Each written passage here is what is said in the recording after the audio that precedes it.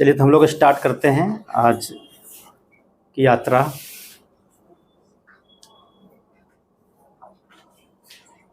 ये काफ़ी interesting journey होता है प्रिपरेशन, है ना। काफ़ी रोमांचक भी होता है, रुचिकर भी होता है, रोमांचक भी होता है और कभी कभी तनावपूर्ण भी होता है ना। क्योंकि अलग अलग दौर से गुजरना होता है, प्रारंभिक परीक्षा, मुख्य परीक्षा, इंटरव्यू। थोड़ा सा गलती से रेस में व्यक्ति पीछे रह जाता है ना, तो फिर काफ़ी दुख होता है, फिर उसको काफ़ी लंबा इंतज़ार करना पड़ता है। तो इसलिए एक बेहतर स्ट्रेटजी के साथ तैयारी करना काफ़ी ज़रूरी है इस एग्ज़ाम के लिए। तो क्या सोच कर आए हैं आप लोग? कुछ सोच कर आए हैं कि भाई कुछ करना है लाइफ में? क्या पीछे से कोई कुछ बोल नहीं रहा है? कुछ सपना अपना देख कर आए हो तुम लोग? कुछ सोच कर आए हो? नहीं, सोचना बहुत ज़रूरी है, ठीक है ना। हम लोग अभी बीपीएससी मेंस की बात कर रहे हैं, मेंस एग्जामिनेशन के लिए। तो सबसे पहली बात है कि आप कितना बेहतर तरीके से सोच रहे हैं, ठीक है, कितना अच्छा आपने ड्रीम देखा है। तो अगर कोई व्यक्ति ड्रीम देखा, है ना, सपना देखा कि कुछ करना है, जीवन में आगे बढ़ना है, कुछ अचीव करना है, तो निश्चित रूप से ड्रीम के साथ साथ उसको अपना एक थॉट भी डेवलप करना होगा, थॉट डेवलप करना है। इसलिए हमने पूछा कुछ सोचा है कि नहीं सोचा, अपनी सोच है कि नहीं। क्योंकि मुख्य परीक्षा में, इंटरव्यू में हमारी सोच काफ़ी मायने रखती है। जिस प्रकार से हम सोचते हैं, जिस प्रकार से किसी चीज़ को हम समझते हैं, समस्याओं की समझ रखते हैं, उसके बारे में सोचते हैं, उसका समाधान ढूंढते हैं, है ना, ये सारा समाधान हमारे अपने सोच पर निर्भर करता है। तो निश्चित रूप से एक सोच काफ़ी इम्पॉर्टेंट है, ठीक है। तो फिर से हम पूछ रहे हैं, कुछ सोच कर आए हो? कुछ लोग हाँ बोल रहा है। तो सोचने के साथ साथ इसमें हम लोग को एक्शन बहुत ज़रूरी है, मतलब काम करना है। जो हमने स्वप्न में देखा है और सोचा उसके बारे में, सपना देखने के बाद सोचना भी है, थॉट प्रोसेस अपना होना चाहिए। उसके बाद उस पर कार्य करना है। कार्य किस तरह से करेंगे? देखो, कार्य के बाद दो बातें आती है। कार्य के बाद, कार्य करने के बाद रिजल्ट आ जाएगा, रिजल्ट हो जाएगा तब संतुष्टि मिलेगी, या संतुष्टि मिलेगी पहले तब रिजल्ट होगा? यह प्रश्न है। क्या लगता है? रिजल्ट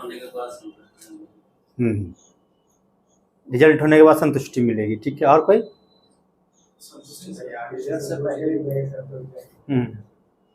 संतुष्टि मिल जाने के बाद रिजल्ट हो जाएगा, दोनों वाइस वर्सा है। अपने तैयारी से संतुष्ट। तो यहाँ पर हम चाहें तो इसको ऐसे लिख सकते हैं, सेटिस्फैक्शन, ठीक है, और चाहें तो हम लिख सकते हैं रिजल्ट, है ना। ये दोनों एक दूसरे से जुड़ा हुआ है, ऐसे हो सकता है। तो मेरा यह कहना है, जाहिर है कि एक्शन के बाद रिजल्ट, अच्छे से कार्य करेंगे रिजल्ट होगा, लेकिन मेरा यह कहना है कि आप क्या करिए, एक्शन इस प्रकार से कीजिए कि तैयारी के दौरान आपको पूरा सेटिस्फैक्शन मिले। मतलब जो रिक्वायरमेंट है प्रिपरेशन का, जो वे है तैयारी करने का, उसके अकॉर्डिंगली तैयारी करना है, ठीक है। निश्चित रूप से सेटिस्फैक्शन जब हमें मिलेगा अपने तैयारी से, अपने कार्य से, सेटिस्फैक्शन ही ले जाएगा रिजल्ट तक। अब फिर जब रिजल्ट होता है फिर सेटिस्फैक्शन, तो दूसरा चीज़ है। रिजल्ट के बाद का सेटिस्फैक्शन डिफरेंट है, ठीक है, और काम करने के बाद का सेटिस्फैक्शन वो डिफरेंट चीज़ है। अगर वे ऑफ एक्शन सही होगा, ठीक है ना, हम जो बात कर रहे हैं, तो वे ऑफ एक्शन अगर सही है, ठीक है ना, निश्चित रूप से ये हमें सेटिस्फैक्शन तक ले जाएगा। क्योंकि सही तरीके से हम जो काम करेंगे तो संतुष्ट निश्चित रूप से होंगे कि हाँ हमारा सब बढ़िया चल रहा है। पीटी की परीक्षा की तैयारी, मेंस की परीक्षा की तैयारी, इंटरव्यू की तैयारी, है ना, अगर सही तरीके से जा रहा है, तो अगर व्यक्ति सेटिस्फाइड होता है उस लेवल पे, सेटिस्फाइड का मतलब आपको उस लेवल को समझना है, किस लेवल पे हम चल रहे हैं अभी, निश्चित रूप से रिजल्ट होना ही होना है। ठीक है ना। अभी जो परीक्षा जो खत्म हुई है 67 बीपीएससी, उसमें अब बहुत सारे विद्यार्थी ने एग्जामिनेशन दिया, ठीक है। नंबर ऑफ स्टूडेंट्स इतना ज़्यादा था कि बीपीएससी को परीक्षा लेने परेशानी हो रही थी, ठीक है। इसमें 3 तरह के स्टूडेंट्स होंगे। अभी जो पीटी का परीक्षा संपन्न हुआ है, इसमें जो स्टूडेंट होंगे वो 3 तरह के होंगे, ठीक है। पहला, जैसे लगभग 70 to 75% स्टूडेंट एक कैटेगरी में होगा जिसको यह पता होगा कि उसका सिलेक्शन नहीं होने जा रहा है, ठीक है ना। मतलब वो जान रहा है कि सिलेक्शन उसका नहीं होगा, ठीक है, वो सिलेक्टेड नहीं होगा, ठीक है। दूसरा, 4 से 5% विद्यार्थी होगा जिसको पता है कि वो सिलेक्टेड होगा, हो सकता है सिलेक्शन उसका हो सकता है। और इसमें से भी ध्यान रखना, टोटल का मात्र 2% के आसपास, 1.5 से 2% जो है उसका श्योर सिलेक्शन होगा। अगर हम मान लेते हैं कि 4 लाख या 5 लाख विद्यार्थी परीक्षा दिया होगा, हम तो 6 लाख भरा था, जैसा कि लोग बता रहे थे कि 60% लोग लगभग बैठा है परीक्षा में, ठीक है ना। 4 लाख मान लो, ठीक है ना। 4 लाख का 2% 8,000 होता है, ठीक है। 8 से 10,000 रिजल्ट होना है, ठीक है। तो 2 से 2.5% विद्यार्थी ही श्योर सिलेक्टेड होगा, क्लियर है। लेकिन 4 से 5% विद्यार्थी को ऐसा लग रहा होगा कि मेरा रिजल्ट हो जाएगा, ठीक है।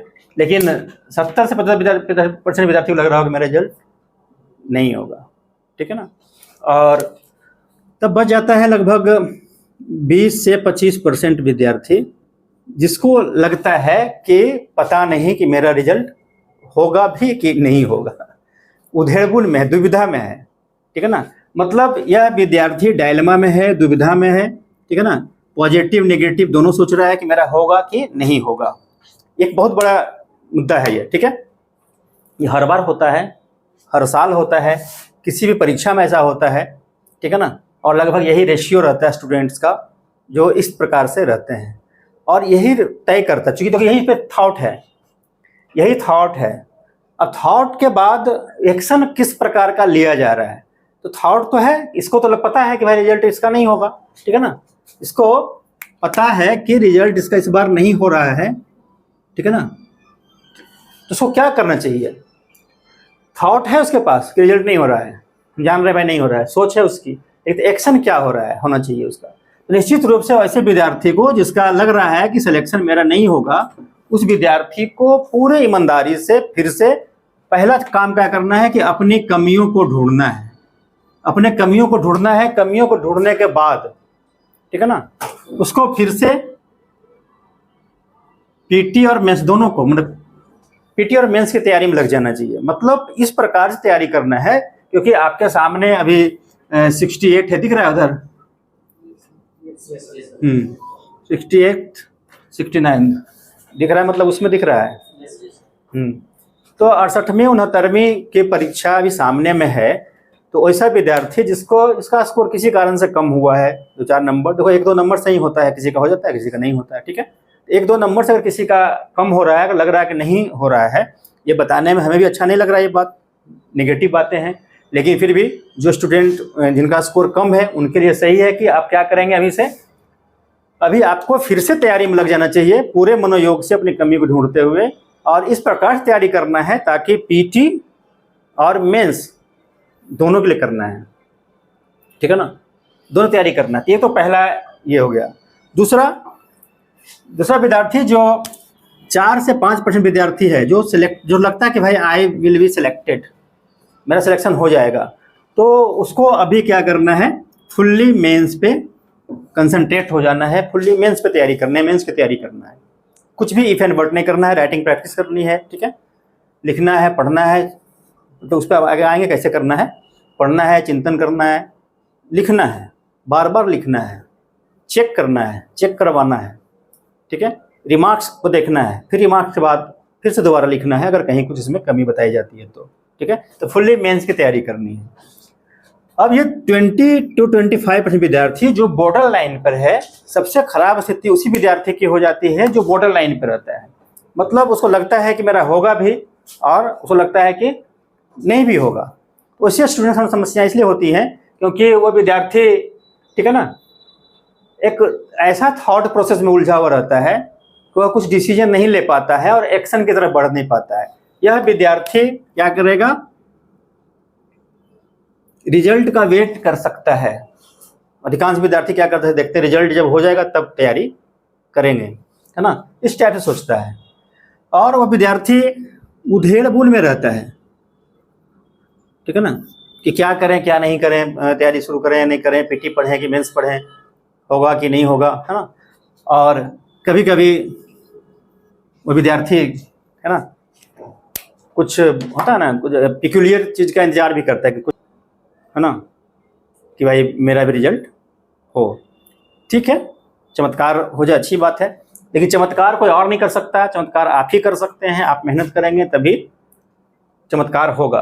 तो निश्चित रूप से 3 तरह के स्टूडेंट को 3 प्रकार से अपनी रणनीति बनानी है, स्ट्रेटजी बनानी है कि किसको क्या करना चाहिए। यहाँ से ये क्लियर हमें लगता है कि हो जाना चाहिए, ठीक है। किसको पीटी की तैयारी करना है फिर से मेंस के साथ, किसको केवल मेंस की तैयारी करनी है, और इस विद्यार्थी को भी क्या करना होगा, अगर उसको लग रहा है कि भाई हम डायलेमा में हैं, ठीक है, तो डायलेमा से बाहर निकलकर, जो थोड़ा कठिन है, टफ होता है, बाहर निकलकर फिर से तैयारी में लग जाना चाहिए। और अभी उस विद्यार्थी को भी मेंस की ही तैयारी करनी चाहिए जिसको अभी दुविधा में है, ठीक है। क्योंकि मेंस की तैयारी जब हो गई रहेगी, रिजल्ट अगर नहीं भी होता है तो तैयारी तो रहेगी, फिर 68 है, 69 है, तो फिर से पीटी देकर के अच्छे से वो आगे बढ़ सकता है। इस प्रकार से हमें आगे बढ़ना है, करना है। ज़्यादा परेशान तो हम लोग बात कर रहे थे कि चमत्कार जो होता है खुद ही करना है। कोई भी चमत्कार अगर होना है तो खुद ही होगा। कैसे होगा चमत्कार?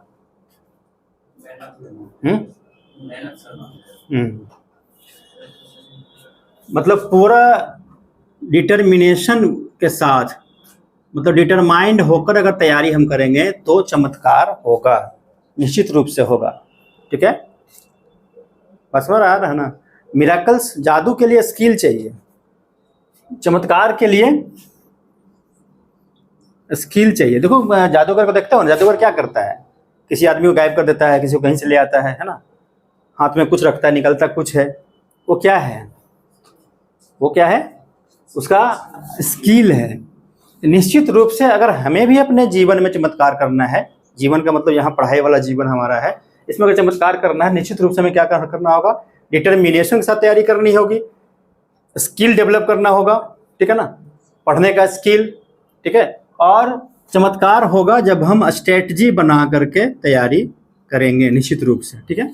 तो इस स्ट्रेटजी को जानने के लिए हम लोग को सिलेबस भी जानना है, आखिर बीपीएससी ने मेंस का सिलेबस किस प्रकार से बनाया है, ठीक है। तो इसमें से हम लोग समझते हैं कि बहुत सारे लोगों को सिलेबस पता भी होगा। देखिए इसमें जो हम लोग सिलेबस की बात कर रहे हैं, अधिकांश लोगों को सिलेबस पता रहता है ना, फिर उसका तो किताब वगैरह भी मार्केट में आती है। सिलेबस में सबसे पहला है जो कंपलसरी है, हिंदी, मतलब हिंदी लैंग्वेज, ठीक है। हिंदी लैंग्वेज ये 100 मार्क्स का है और ये कंपलसरी है, लेकिन क्वालिफाइंग है। कंपलसरी लेकिन क्वालिफाइंग, केवल पास करना है। इसमें ग्रामर है, ऐसे है, लिखने का रहता है, ठीक है ना। तो ये मैट्रिक लेवल का रहता है, ये मैट्रिक लेवल का रहता है। मेन जो हमारा, इसमें मेरिट का कोई भूमिका नहीं है, मेरिट में इसको काउंट ये नहीं होता है, ठीक है। मेरिट के लिए जो काउंट होता है, मेरिट के लिए जो काउंट होता है उसमें हम लोगों को पहला पार्ट है जनरल स्टडीज, इसके 2 पेपर होंगे, 300 एंड 300, ठीक है। ये 300 पेपर जो है यहाँ पर, ठीक है ना, इसके मतलब फर्स्ट पार्ट है ये, first paper, second paper, 300 and 300 दोनों कंपलसरी, ठीक है। अब यहाँ देखिए ये जो पार्ट है, फर्स्ट पेपर के 3 पार्ट हैं। पहला है history and culture, history and culture, और इसमें 3 क्वेश्चन लिखने हैं, 38 मार्क्स के 3 क्वेश्चन लिखने हैं, 114 मार्क्स, ठीक है। सेकेंड है करंट अफेयर्स, इसमें भी 3 क्वेश्चन लिखने हैं, 4 क्वेश्चन या 5 क्वेश्चन दिया जाता है जिसमें 3 लिखना है, ठीक है। और तीसरा है स्टैटिस्टिक्स, स्टैट्स, इसमें से 2 ही क्वेश्चन लिखना है, 4 दिया रहता है, 72, 300 मार्क्स, ठीक है, 300। तो फर्स्ट पेपर में history and culture, current affair और स्टैट्स 3 पार्ट है, ठीक है। तीनों पार्ट की तैयारी आपको बेहतर तरीके से होनी चाहिए। सेकेंड पेपर जो है, सेकेंड पार्ट है इसका, जीएस का जो सेकेंड पेपर है, सेकेंड पेपर के भी 3 पार्ट हैं। इंडियन पॉलिटी एंड कॉन्स्टिट्यूशन, यहाँ भी वही है, 38 मार्क्स, 3 क्वेश्चंस लिखने हैं, 114। सेकेंड है इकोनॉमी एंड ज्योग्राफी, ठीक है, ये भी 114 मतलब 38 इंटू 3। और तीसरा है साइंस एंड टेक्नोलॉजी, ये 36 इंटू 2, 4 क्वेश्चन दिया रहेगा, 70, ये भी 300 मार्क्स का है। तो जनरल स्टडीज़ के 2 पार्ट हो गए, 300 एंड 300। और इसके बाद ऑप्शनल पेपर है, ऑप्शनल पेपर 300, एक ही पेपर रखना होता है, पहले 2 पेपर हुआ करता था, तो 300, ठीक है ना। ये मेरिट लिस्ट का एक पार्ट और टोटल हो गया 900 मार्क्स। उसके बाद इंटरव्यू है, मेंस पास करने के बाद इंटरव्यू 120 मार्क्स, 20 1020। आप लोगों में बहुत लोगों को लग रहा होगा कि इतना तो हम जान ही रहे हैं, है ना, अधिकांश लोग तो जान ही रहे हैं, तो क्या है ऐसा ही बता रहे हैं, नहीं ऐसा लग सकता है स्टूडेंट को, ठीक है। अब देखो यहाँ पर ये इस तरह से लिखने का मेरा पर्पस क्या था। मुख्य परीक्षा में उधर नहीं दिख रहा होगा, मेन एग्जामिनेशन है 900 मार्क्स का, इंटरव्यू है 120 मार्क्स का, ठीक है। ये लगभग 88% होता है, टोटल का कितना होता है 88%, ये 12%, थोड़ा सा कम ही होता है, टोटल 1020। मतलब ये बताने का मेरा पर्पस है। अभी हमने पहले बताया था, थॉट प्रोसेस की बात है, तुम्हारे दिमाग में ये बात हमेशा चलती रहनी चाहिए। अभी जो मेरा एग्जामिनेशन है, मेरे कैरियर का 88% रोल रखता है ना, उसकी भूमिका कितनी है, 88 पॉइंट समथिंग है, ठीक है ना, निकाल लेना परसेंटेज। तो 88% अगर है तो हमें कितना मेहनत करना चाहिए, इस पर कितना ध्यान देना चाहिए। अगर हम इसे अच्छे से तैयारी कर लें, मुख्य परीक्षा की तैयारी पूरा वेल स्ट्रेटजी वाइज स्किल के साथ अगर कर लिया जाए, तो इंटरव्यू का फिर टेंशन कम हो जाएगा। इंटरव्यू में मार्क्स अगर तुम्हारा एवरेज भी मिलता है ना, तब भी रिजल्ट अच्छे से हो सकता है, अच्छा रैंक आ सकता है। इसलिए अच्छे रैंक की में हालांकि भूमिका दोनों की है, लेकिन मुख्य परीक्षा को अभी, चूंकि अभी की बात हम लोग कर रहे हैं, तभी हमारे पास मौका है मुख्य परीक्षा को बेहतर तरीके से तैयारी करने का। फिर मुख्य परीक्षा के बाद जब बातें होती है तो वहाँ पर बोला जाता है इंटरव्यू का भी बहुत रोल है। अब वहाँ से आता है कि रैंक कैसे बढ़ाना है, सफलता में अपना स्थान कैसे बनाना है, तो इंटरव्यू में मैक्सिमम मार्क्स कैसे लाना है, तो वहाँ भी जाकर सोचेंगे हम लोग। अभी तो हम लोग मेंस के बारे में सोचेंगे, मेंस में अधिक से अधिक नंबर कैसे लाएं, ठीक है ना, ठीक है, समझ आ रहा है। तो ये रोल इसका है, इसलिए हमने चार्ट को बनाया है। दूसरा यहाँ देखो कि मुख्य परीक्षा में एक है जनरल स्टडीज 600 मार्क्स का, दूसरा है ऑप्शनल पेपर 300 मार्क्स का, टोटल 900 मार्क्स, ठीक है, क्लियर है ना।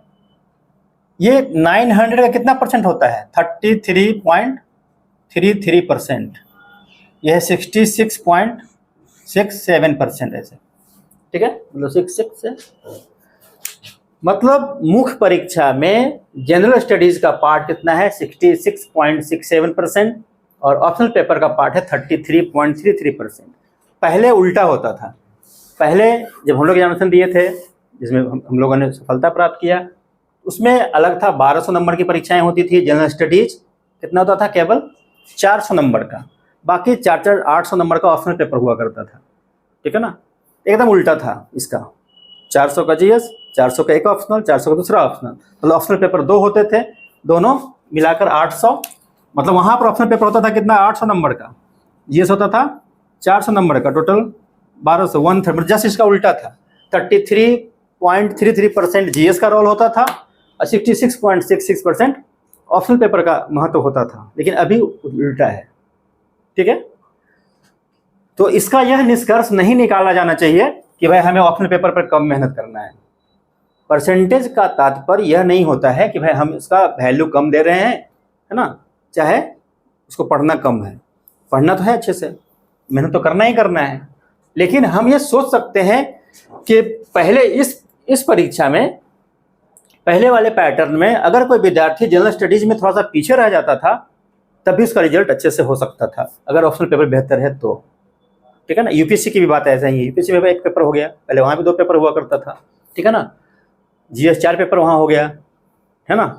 तो उसी तरह से बीपीएससी में भी हुआ, जनरल स्टडीज़ के 2 पेपर तो रहते ही थे, मार्क्स बढ़ा दिया गया, ऑप्शनल पेपर को 1 ही कर दिया गया।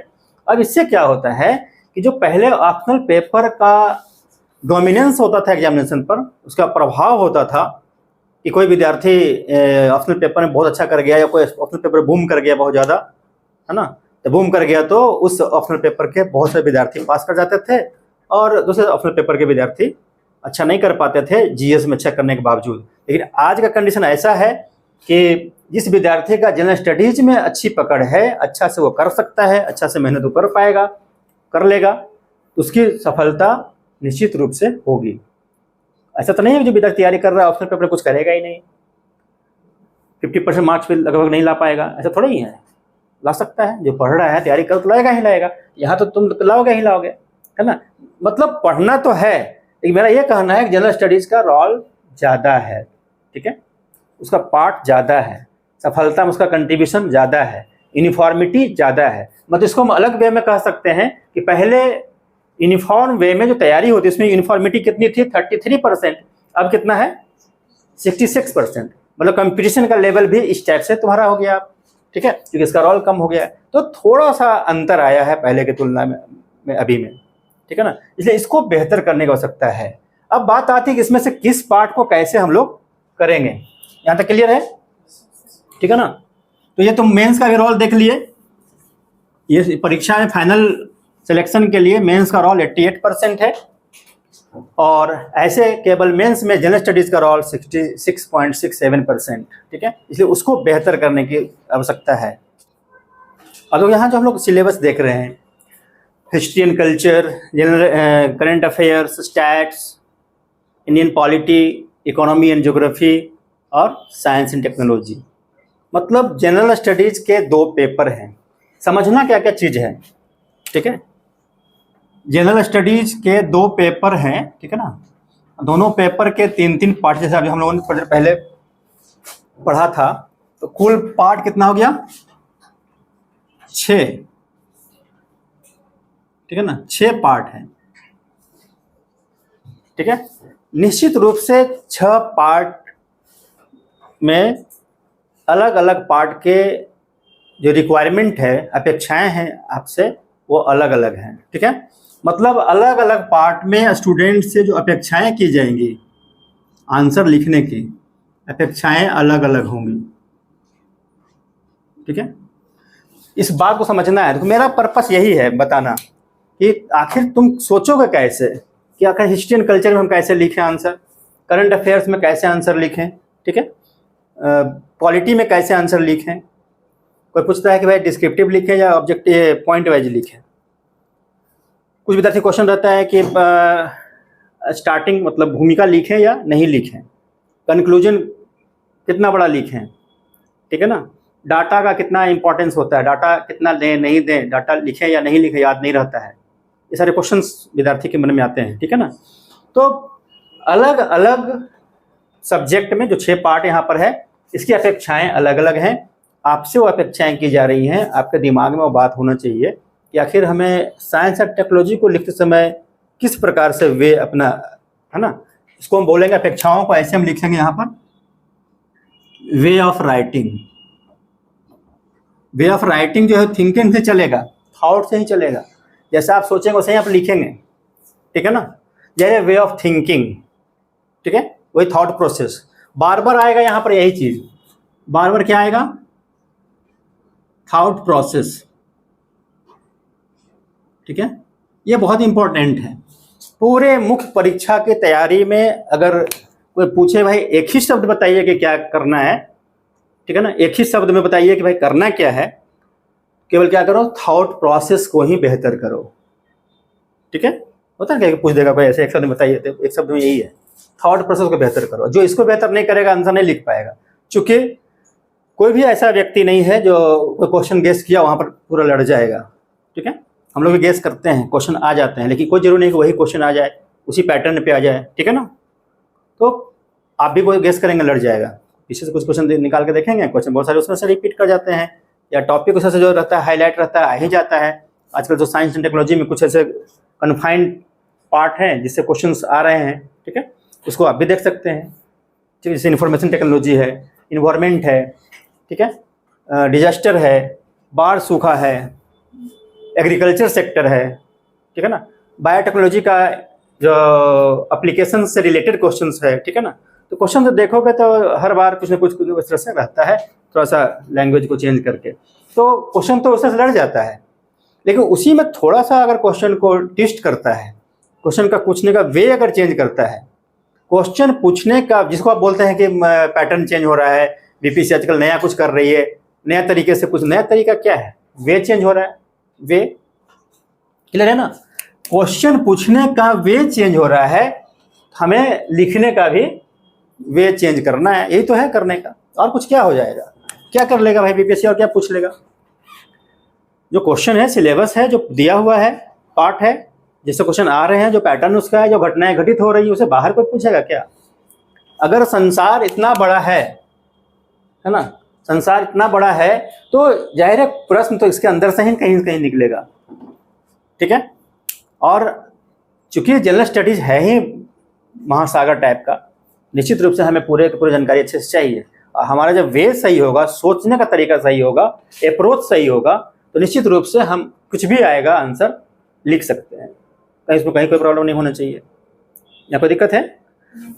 तो अपेक्षाओं को समझना, जैसे इकोनॉमी एंड ज्योग्राफी है, जो सेकेंड पार्ट, यहाँ सेकेंड पेपर का सेकेंड पार्ट। ठीक है, इकोनॉमी एंड ज्योग्राफी में जो क्वेश्चंस रहेंगे वो क्या होता है, इकोनॉमी एंड ज्योग्राफी मतलब इकोनॉमी का पार्ट रहेगा ज्योग्राफी से इन्फ्लुएंस्ड, मतलब इकोनॉमिकल ज्योग्राफी से रिलेटेड कुछ पार्ट होंगे। आपके थॉट में वो चीज़ समझ में आना चाहिए लिखते समय। ठीक है, लिखते समय दिमाग में रखना है कि हमें इकोनॉमी में क्या लिखना है। या कुछ क्वेश्चन ज्योग्राफी के भी रहते हैं, ज्योग्राफी क्वेश्चन रह रहा है तो इसमें इकोनॉमी के पार्ट को समाहित करना है। ये वे ऑफ राइटिंग में इस चीज़ पर ध्यान देना है अच्छे से। ठीक है, पॉलिटी में जो देखो क्वेश्चंस में जो पार्ट है, पॉलिटी तो कॉन्स्टिट्यूशन से बना हुआ है, कॉन्स्टिट्यूशन ही सब कुछ है, संविधान जो बेसिक पार्ट है, उसको बिना पढ़े तो कुछ होगा नहीं। लेकिन क्वेश्चन पूछने का तरीका क्या हो रहा है, थोड़ा सा चेंज हो रहा है। मतलब उसमें क्या हो रहा है, किसी प्रकार का स्टेटमेंट टाइप से बना दिया जा रहा है कुछ क्वेश्चंस को। ठीक है ना, जैसे राष्ट्रपति को लेकर के ही बनाया गया। ठीक है, तुम लोग पढ़े हो गए। तो क्वेश्चन को क्या कर दिया जा रहा है, स्टेटमेंट टाइप से बनाया जा रहा है, और उस स्टेटमेंट के द्वारा आपसे जानने की कोशिश की जा रही है कि आप पॉलिटिकल जो सिस्टम हमारा है, ठीक है, या कॉन्स्टिट्यूशनल प्रोविजंस है, उसको आप कितने अच्छे से समझे हैं। मतलब उसके व्यवहारिक पहलू को आपने समझा है कि नहीं। मतलब देखो यहाँ वही है थॉट प्रोसेस में, मतलब वहाँ पर बताया जा रहा है कि आपने उसके व्यवहारिक पहलू को समझा है कि नहीं समझा, उसके अनुप्रयोग के लेवल को समझा, मतलब एप्लीकेशन को समझा है कि नहीं समझा। ठीक है ना, ये चेक हो रहा है, कि तुम कितने व्यवहारिक हो, किसी चीज़ को पढ़ के समझ के तुम इसको व्यवहार में ला करके अनुप्रयोग कर सकते हो कि नहीं कर सकते हो। ठीक है, अंडरस्टैंडिंग लेवल, समझ की का टेस्ट हो रहा है, तुम्हारे समझने की शक्ति का टेस्ट हो रहा है। ठीक है, तुम्हारे विश्लेषण क्षमता का टेस्ट हो रहा है, एनालिटिकल अप्रोच का टेस्ट हो रहा है। तो ये सब देखो क्वेश्चन ये सब कर रहा है, ये डिमांड कर रहा है। हम क्या पढ़ रहे हैं, केवल राष्ट्रपति, राज्यपाल, प्रधानमंत्री, पार्लियामेंट, न्यायपालिका, जुडिशियल रिव्यू, जुडिशियल एक्टिविज्म पढ़ रहे हैं। उसमें जो वर्ड दिए हुए हैं, जो क्वेश्चन के पार्ट दिए हुए हैं, जिस तरीके से क्वेश्चन पूछा जा रहा है, उसके अकॉर्डिंगली हमको बात करना है, हमें क्या करना है। ये इस सारी चीज़ पर ध्यान रखना होगा। ये नहीं कुछ भी पूछा आंसर ऐसे करके उतार दिए और उससे हो जाएगा। ठीक है, ये बात समझ में आ रहा है ना, ये समझ में आ रहा है। तो हर एक चीज़ में ऐसा ध्यान रखना है। क्लियर है। करंट अफेयर्स में जो क्वेश्चन सभी आते हैं, तो करंट अफेयर्स में क्वेश्चंस आ रहे हैं, उसमें आप देखेंगे जो हाल फिलहाल में घटनाएं घटित हो रही हैं, जो काफ़ी चर्चित, हालांकि पिछले 2 बार से तो कोरोना से रिलेटेड क्वेश्चंस आ रहे हैं बार बार, मेक इन इंडिया क्वेश्चन आ रहे हैं, एक क्वेश्चन बैंक आप लोग देखेंगे, ठीक है ना। तो क्वेश्चन का जो रेंज होगा निश्चित रूप से करंट अफेयर्स में रेंज काफ़ी ब्रॉड होता है, काफ़ी बड़ा होता है, ठीक है, अनलिमिटेड होता है। लेकिन अनलिमिटेड रेंज को भी हम लोग क्या करेंगे, लिमिट में कर सकते हैं। कैसे करेंगे? जब हम हर चीज़ को समझेंगे कि हाँ भाई घटनाएं जो घटित हो रही हैं, उन घटनाओं में से कौन कौन सी घटनाएं हमारे एग्जामिनेशन के लिए इम्पोर्टेंट है। एग्जामिनेशन के लिए इम्पोर्टेंट वही होगा जो अगर इवेंट्स कोई इंटरनेशनल हो लेकिन इंडिया से जुड़ा हुआ हो। इंडिया में कोई घटनाएं घटित हो रही हैं तो इम्पोर्टेंट होगा ही, खासकर बिहार से रिलेटेड हो, बिहार के कोई इश्यूज हो, निश्चित रूप से क्या होगा, काफ़ी इम्पोर्टेंट होगा। जैसे अभी देखो कि नगर पालिका के चुनाव को हाईकोर्ट के द्वारा रोक दिया गया, एकदम करंट अफेयर्स है ये, ठीक है ना। आरक्षण के मुद्दे पर अभी इलेक्शन को टाल दिया गया है और ट्रिपल सिस्टम रिजर्वेशन की बात हो रही है, मतलब 3 पॉइंट है उसमें, है ना, जिसके आधार पर सरकार को बोला गया कि पहले आप इसको लागू करिए जो सुप्रीम कोर्ट का गाइडलाइंस है 2010 में, और तब आप आरक्षण दीजिए, इलेक्शन करवाइए, ठीक है। सरकार जा रही है कहाँ? सुप्रीम कोर्ट में। तो हमारा यह कर्तव्य हो जाता है उस पहलू को भली भांति समझें, ठीक है। हमने ग्रुप में शेयर भी किया था उसको, अभी भी पेपर कटिंग हम अपने पास रखे हुए, उसको पढ़ना है, अच्छे से पढ़ना है।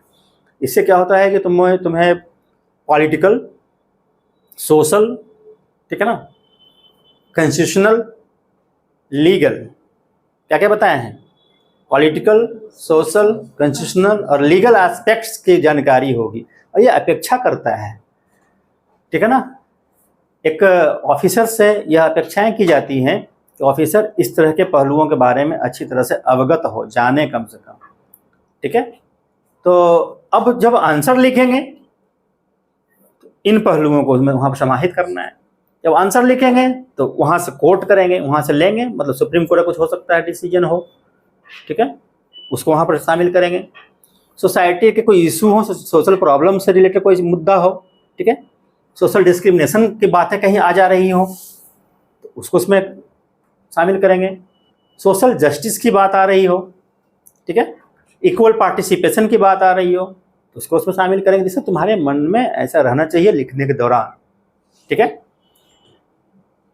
पॉलिटिकल भी समझना है, पॉलिटिक्स चलाने वाले को पॉलिटिकल गेन चाहिए, हम लोग समाज में रहने वाले को सोशल जस्टिस चाहिए, संविधान की रक्षा करने वाले को संविधान की फिक्र है, ठीक है, न्याय की परवाह करने वाले को न्याय की फिक्र, न्याय करने वाला वहाँ बैठा, सब अपना अपना काम कर रहा है, और हम लोग तैयारी करने वाले को इन सब पे नज़र रखना है, सबके बारे में जानना, सबको वॉच करना है और सबकी बातों को वहाँ पर अपने कॉपी में एक साथ उतार देना। यही तो है तैयारी, वे ऑफ राइटिंग, ठीक है ना। तो उसको उस तरीके से करना है। बात को समझ आ रहा है कि नहीं आ रहा है? अब जैसे अभी रूस यूक्रेन का ही मुद्दा है, ठीक है, ये युद्ध देखो चलता जा रहा है ना, अभी तक रुका नहीं है। अब वहाँ पर समझना है, देखो एक चीज़ को समझना है कि भाई यहाँ पर रसिया है, ठीक है ना, अब बगल में ही यहाँ यूक्रेन है, इधर क्या है, यूरोप है, इधर क्या है, यूएसए, यहाँ पर ऐसे है, ठीक है। अब यहाँ ये अमेरिका और यूरोप दोनों मिलकर के क्या कर रहा है, इसके बॉर्डर पर, रसिया के बॉर्डर पर नाटो को, ठीक है, के विस्तार को बढ़ावा दे रहा है। रसिया इसको रोकना चाह रहा है, मतलब रोक ही दिया एक तरह से, ठीक है ना। इससे क्या है, भयंकर युद्ध यहाँ पर हुआ जिससे काफ़ी नुकसान हुए। निश्चित रूप से युद्ध का तो अंत जो होता है काफ़ी भयानक होता ही होता है, लेकिन उसमें भी पॉजिटिविटी होती है, कोई बात नहीं है। जहाँ विध्वंस है वहीं पर हाँ सृजन भी होता है, ठीक है, हर चीज़ एक साथ एक दूसरे से जुड़ा हुआ है। तो ये यहाँ पर ऐसा से देखना है, ऐसा से यहाँ पर हो रहा है। अभी रशिया को तुम देखोगे कि अमेरिका ने क्या किया है, तरह तरह के यहाँ पर प्रतिबंध लगाया, पता है ना, तरह तरह प्रतिबंध लगाया, फिर भी रशिया का अटैक नहीं रुका, जारी है। मतलब ये क्यों एग्जाम्पल दे रहे समझना है। तो अमेरिका के द्वारा, यूरोप के द्वारा तरह तरह के आर्थिक प्रतिबंध लगाने के बाद भी रसिया का आक्रमण नहीं रुक रहा है, रसिया का दबाव यूक्रेन पर नहीं रुक रहा है, ठीक है ना, बल्कि वो अपना आगे बढ़ता ही जा रहा है। और अभी तो समाचार पत्रों में आ रहा है कि भाई रसिया क्या कर रहा है कि हम परमाणु हमला भी कर सकते हैं, पढ़े हो ना, ठीक है। तो इस तरह की बातें आ रही हैं। तो वो एग्जाम्पल देने का मेरा पर्पस अभी रसिया यूक्रेन पढ़ाना नहीं था। मेरा पर्पस था कि हम लोग देखो यहाँ इंडिया में है, ध्यान देना, करंट अफेयर कैसे पढ़ना है, कैसे सोचना है, जो थॉट प्रोसेस कैसे बनाना है। यहाँ पर कौन बैठा हुआ है, पाकिस्तान, यहाँ कौन है, और बगल में यहाँ नेपाल भूटान सब है ही, इधर बांग्लादेश है, ठीक है ना, और म्यांमार है, इधर यहाँ बांग्लादेश है, यहाँ पर म्यांमार फिर है, ठीक है। इस तरह से तुम्हारा है, ऐसे नक्शा बना के देखना है। हमारे यहाँ क्या होता है, हम लोग यहाँ अगर कभी झड़प होता है, युद्ध होता है, तो रिजल्ट पे आने के पहले ही क्या होता है, हम लोग पीछे आ जाते हैं, वापस हो जाते हैं। मतलब जो ऑब्जेक्टिव है, ठीक है, ऑब्जेक्टिव है, उस ऑब्जेक्टिव को अचीव करना है। क्वेश्चन ऐसे ही बनेगा, ध्यान देना। हम जो बात मेरे दिमाग में बातें चल रही है क्वेश्चन टाइप से है, क्वेश्चन बना देगा तो फिर बन जाएगा उससे, ठीक है ना। तो क्वेश्चन बनता है इस तरह से कि जो सामरिक मुद्दे हैं, सामरिक पहलू है, ठीक है, या फिर हमारा द्विपक्षीय संबंध है, या फिर स्ट्रेटेजिक रिलेशन है, ठीक है, उसको किस प्रकार से हमें तैयार करना चाहिए। आखिर रसिया पे बार बार प्रतिबंध के बावजूद रसिया का कदम नहीं रुक रहे हैं, और हम लोग क्या होते हैं, इंडिया जैसा देश, तो क्या इंडिया को किस प्रकार से स्ट्रेटजी बनानी चाहिए, इंडिया को आखिर क्या करना चाहिए, ताकि जो पड़ोसी राष्ट्रों के साथ जो समस्याएं होती रहती हैं, जो खतरे बने रहते हैं, या अंतर्राष्ट्रीय दबाव होता है, उन दबावों को किस प्रकार से भारत झेल सकता है, झेलने में सक्षम हो सकता है। तो झेलने में सक्षम हो सकता है, उसका फिर तुमको कोई पढ़ाएगा तब तुम लिखोगे। अदरवाइज अगर हम ये समझ कैसे झेल रहा है ये देखना है, उसका आंसर कहाँ है, समझ आ गया ना। ये कैसे झेल सकता है, जैसे ये झेल रहा है, ये कर सकता है, ठीक है ना, जैसे ये काउंटर कर रहा है तो क्या कर रहा है ये समझना है। तो अभी क्या है, ये पूरा का पूरा यूरोप क्या है, तेल और पेट्रोलियम प्रोडक्ट्स के लिए किस पर ये यूरोप यहाँ है, किस पर डिपेंड करता है, रशिया पर डिपेंड करता है। और ये लोग प्रतिबंध लगाया हुआ है, ठीक है ना। इसने क्या किया है, जर्मनी में जाता है एक नॉर्डिक पाइपलाइन है, पढ़े हो, उसको बोलते हैं नॉर्थ स्ट्रेट, है ना, नॉर्थ स्ट्रेट, उसी से यहाँ से पाइपलाइन से पेट्रोलियम प्रोडक्ट जाता है। क्योंकि ये लोग प्रतिबंध लगाए, रशिया ने क्या कि उस प्रोडक्ट को बंद कर दिया। ये बंद कर दिया तो लोग अपने परेशानी में है। जब एनर्जी नहीं है रहेगा, पेट्रोलियम प्रोडक्ट नहीं रहेगा, ऊर्जा नहीं रहेगी, यार किसी भी देश की इकोनॉमी काफ़ी बुरी तरह से प्रभावित होगी। इससे क्या हो रहा है, यूरोप में, अमेरिका में, दोनों जगह पर मंदी की स्थिति बनी हुई है, ठीक है, काफ़ी समस्याएं हैं इसको। दूसरी तरफ रशिया क्या कर रहा है, देखो ध्यान से, चाइना एक बड़ा देश है, इंडिया एक बड़ा देश है, ऊर्जा की आवश्यकता इसको भी है, पेट्रोलियम पदार्थ की जरूरत इसको भी है, और रशिया क्या कर रहा है, चाइना को, इंडिया को अपना सप्लाई कर रहा है। क्योंकि हम लोग को चाहिए ऊर्जा, हम लोगों को सप्लाई चाहिए, रशिया से आ रहा है। इसलिए रशिया का जो जीडीपी ग्रोथ रेट है, इन सब युद्ध के बावजूद भी, चूंकि पेट्रोलियम प्रोडक्ट का यहाँ पर उसका निर्यात हो रहा है, पैसे यहाँ से आ रहे हैं, इसलिए रशिया कोई ज़्यादा फर्क नहीं पड़ रहा है, ठीक है, कोई ज़्यादा फर्क नहीं पड़ेगा। जब ज़्यादा फर्क नहीं पड़ेगा तो आर्थिक प्रतिबंधों से डरेगा क्या हो, इस प्रतिबंध से डरेगा नहीं, ठीक है, वो नहीं डरेगा। और इसकी अपनी सैन्य क्षमता, मिलिट्री पावर, मिसाइल की शक्ति, atomic power, space research, technology, हर मामले में रशिया अपने आप को स्ट्रॉन्ग किया है, ठीक है ना। निश्चित रूप से अमेरिका के टक्कर का हर चीज़ नहीं होगा, फिर भी रशिया काफ़ी पावरफुल है इन मामलों में। और जो इकोनॉमिकली जो डिपेंडेंसी है रशिया पर इन सब देशों की, खास करके एनर्जी के मामले में, इससे रशिया यहाँ पर क्या है, अपर हैंड के रूप में है। तो निश्चित रूप से इंडिया को भी क्या करना होगा, अगर इंडिया को अपने पड़ोसी से, चाइना है, चाइना से थ्रेट मिलता रहता है, पाकिस्तान के साथ टेंशन होता रहता है बीच बीच में, इधर बांग्लादेश से भी कभी कभी समस्याएं हो जाती हैं, ठीक है ना, नेपाल भूटान से भी घुसपैठ कभी होता है, कभी चाइना का इंटरफेरेंस उधर से होता है। ऐसी स्थिति में भारत जैसे देश को क्या करना चाहिए, निश्चित रूप से भारत जैसे देश को क्या करना होगा, इसको इकोनॉमिकली, ठीक है ना, इकोनॉमिक सेक्टर में अपने आप को स्ट्रॉन्ग करके रखना होगा, ताकि हम दूसरे पर डिपेंडेंट ज़्यादा नहीं हो। अगर कहीं से कोई प्रतिबंध लगाया जाता है, कोई समस्याएं आ जाती है अचानक, तो उसको हम सामना करने में सक्सेस हो सकते हैं। दूसरा, स्ट्रेटजिक पॉइंट ऑफ व्यू से, स्ट्रेटजी समझते हो ना, रणनीतिक मतलब सामरिक युद्ध के मामले में, ठीक है, चाहे वेपन्स है, मिसाइल है, तरह तरह का, है ना, या तो हम उसको अपना यहाँ निर्माण करें या बाहर से जहाँ से अच्छे संबंध वहाँ से मंगवाएं, रखें और पावरफुल बने। बहुत ज़रूरी है आज के वर्ल्ड में, युद्ध हो या नहीं हो, लेकिन सामरिक दृष्टिकोण से खुद को स्ट्रॉन्ग करना होगा और ये करने के लिए इकोनॉमिकली स्ट्रॉन्ग होना होगा। तो इंडिया को इतना ताकतवर बनाना होगा अपने आप को, ताकि भारत को अगर कहीं बाहर से कोई प्रतिबंध लगाता है उसका बिना सामना किए हुए, अगर कहीं द्विपक्षीय मामलों में कोई तनाव होता है, समस्याएं आती हैं, तो भारत क्या करे, अपने ऑब्जेक्टिव तक जाए।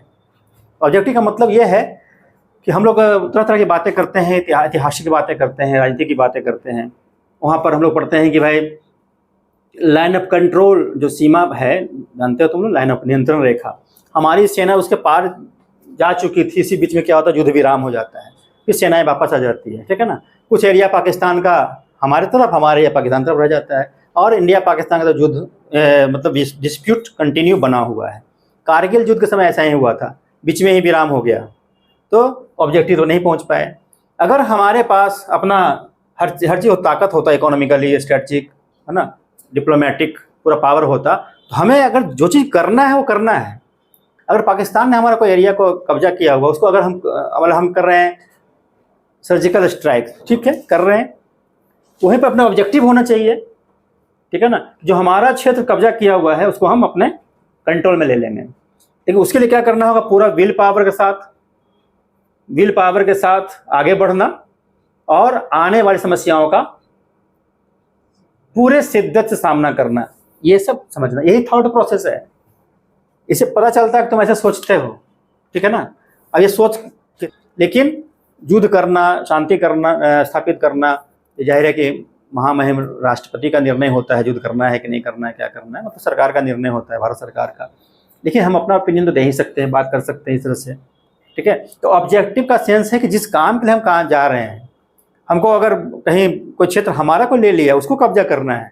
कोई जैसे चाइना रोड बना रहे हैं यहाँ से, ठीक है ना, 1962 की एक लड़ाई हो चुकी है ना, हुआ है, पता है ना, G219 या 295 ऐसे कुछ है, ठीक है। और अभी एक और रोड बनाया जा रहा है, ठीक है, यहीं से, जो इंडिया के एरिया से गुजरते हुए जाएगा। इंडिया के लिए काफ़ी खतरनाक होगा, वो पाकिस्तान में जाएगा ऐसे, ठीक है, और इंडिया वाले एरिया से जाएगा, इसलिए इंडिया को सिक्योरिटी थ्रेट भी है, चैलेंज है। निश्चित रूप से हमें इस तरह से प्रतिकार उसका करना चाहिए, उसको रोकना चाहिए, उसका सामना करना चाहिए, और आने वाले किसी भी इश्यूज से निपटने के लिए पूरी तरह से तैयारी होनी चाहिए। पूरी तैयारी का मतलब ये सब होता है, इकोनॉमिकली स्ट्रांग होना, वेपन्स अपने पास होना, ठीक है, उसको रेसिस्ट करने की ताकत अपने पास होना, है ना, और कहीं से कोई समस्या आती है तो हम अपनी इकोनॉमी को हम यहाँ से गिरने नहीं देंगे, ये पावर होना, ये सब जरूरी है।